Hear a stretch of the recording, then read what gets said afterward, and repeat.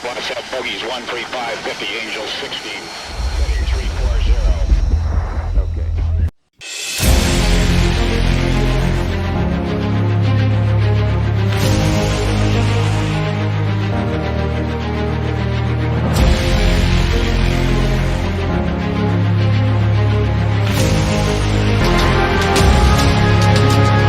Kapal selam telah menjadi aset penting dalam berbagai perang besar.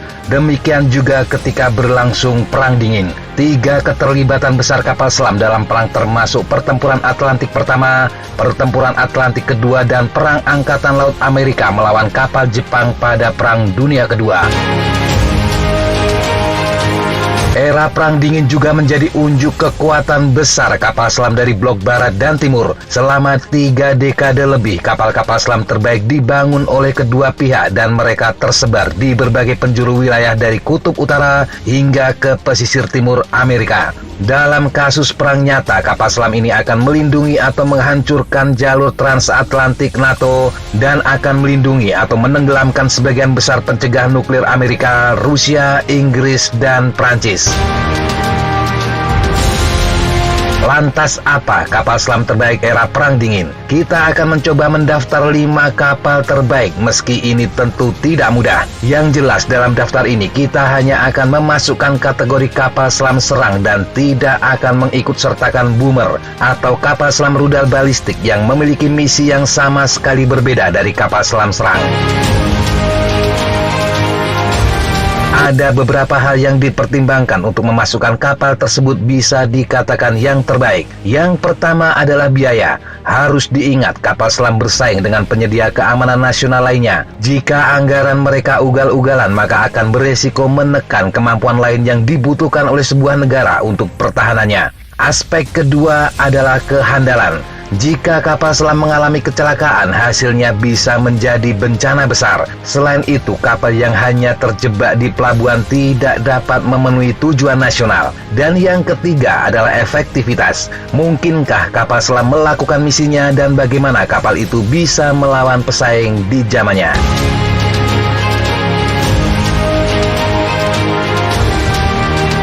Untuk yang pertama, kita akan membahas kapal selam kelas Permit.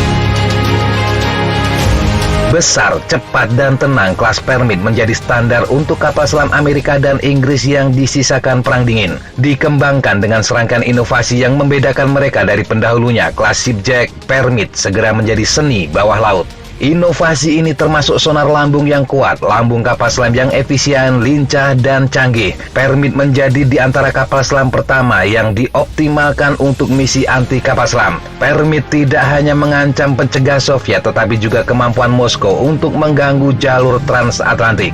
Yang pertama dari 14 kelas Permit masuk layanan pada tahun 1961, yang terakhir pada tahun 1968. Sebagian besar kapal melayani sampai akhir Perang Dingin. Dengan bobot 4.200 ton, Permit bisa membuat kecepatan 28 knot dan bisa menembakkan torpedo canggih dan rudal anti kapal Harpoon. Kapal pertama kelas Permit adalah Tracer yang ditugaskan pada tahun 1961.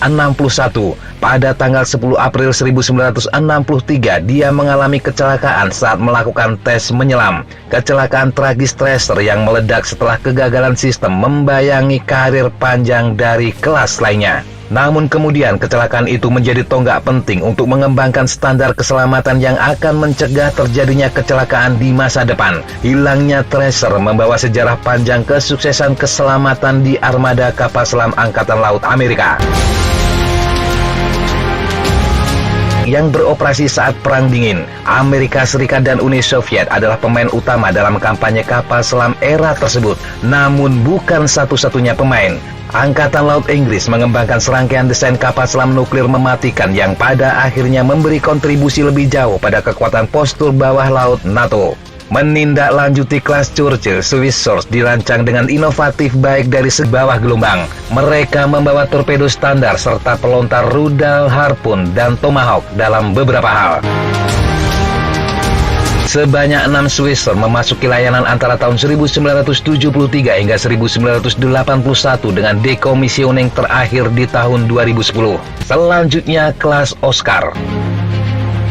Oskar adalah puncak kapal selam rudal Soviet, sebuah tipe yang dimulai dengan Echo dan dilanjutkan dengan Charlie. Oskar pertama kali masuk layanan pada tahun 1981 dan segera menghadirkan tantangan serius bagi perencana Angkatan Laut Barat. Dirancang khusus untuk serangan anti kapal, kelas Oskar ini bisa menyerang kelompok kapal induk NATO dengan rudal P-700 Granit dari jarak 300 mil.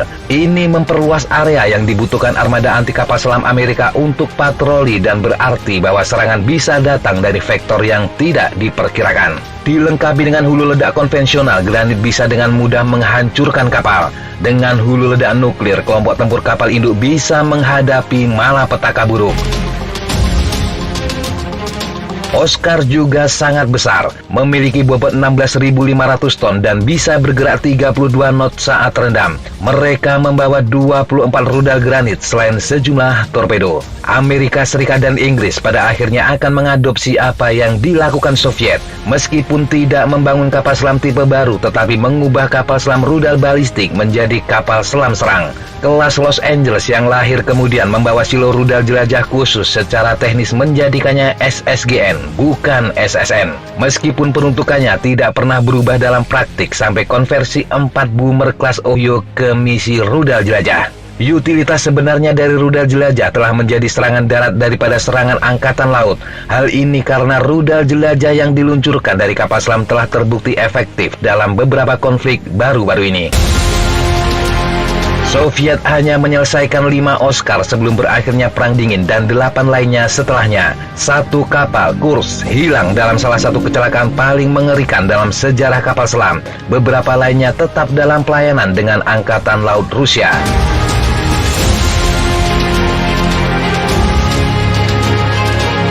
Lalu ada tipe 209. Meski bukan kapal selam nuklir, tipe 209 juga mengusung kemampuan yang tidak bisa dianggap remeh. Dengan harga lebih murah, kapal selam memecahkan masalah strategis dan tidak setiap kapal selam besar harus super mahal. Tipe 20 Jerman yang pertama kali dibangun pada tahun 1971 menjadi jawaban strategis bagi banyak angkatan laut dalam Perang Dingin dan terus melayani hingga saat ini.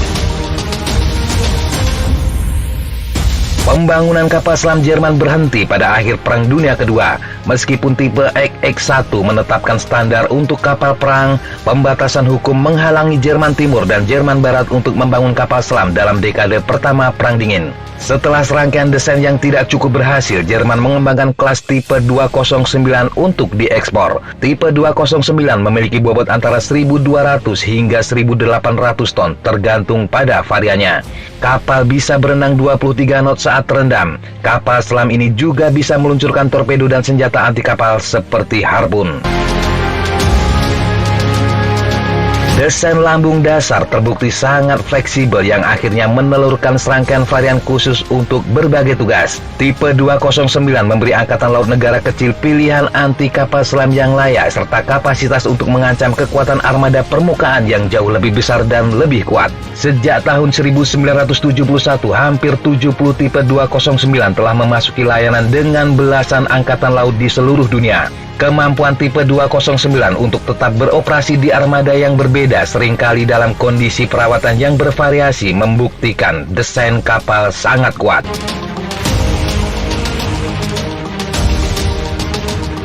Yang terakhir, kelas Akula. Amerika Serikat menikmati keunggulan teknologi dan desain kapal selam di sebagian besar periode Perang Dingin yang memungkinkan kapal selam beroperasi lebih tenang daripada yang dibangun Uni Soviet. Inovasi teknologi dan praktik industri Amerika memungkinkan Angkatan Laut Amerika untuk mengembangkan dan memelihara kapal selam dengan teknologi penekan kebisingan tingkat lanjut. Uni Soviet mencoba menjawab dengan bobot mentah baik dari segi ukuran dan jumlah kapal. Tetapi jaringan spionase Soviet berhasil mendapatkan sejumlah teknologi canggih kapal selam Amerika. Buah dari lingkaran mata-mata Walker dan skandar Toshiba Konigsberg tersebar di beberapa kapal selam Uni Soviet. Dan Akula adalah yang paling diuntungkan. Akula adalah kapal selam Soviet pertama yang bersaing dengan kapal selam Amerika dalam hal kesenyapan.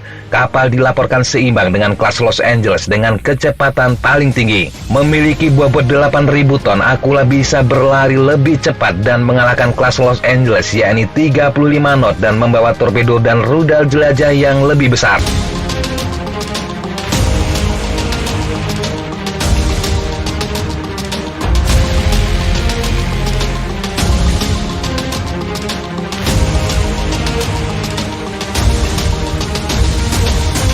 Looks like that's all I'm going to take today. Okay, sir. Thanks for coming in. Good flight.